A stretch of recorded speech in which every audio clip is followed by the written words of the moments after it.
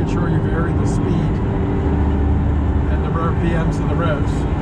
And then in the first, after you're done a couple hundred kilometers, switch to find a big open stretch of highway where you got nobody around you, and bring the brake from say 140, 150 kilometers an hour down to 40 kilometers an hour, and do that 15 times in a row.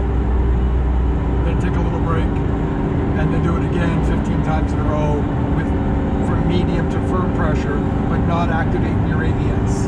And make sure you do it when it's not raining. We luckily got a day of no rain yesterday. Do it on a dry day. So. Today it's raining, but luckily we did it yesterday. So. But the bedding and the brakes will avoid having those squeaky carbon ceramics or squeaky steel brakes if you do it properly. All the best.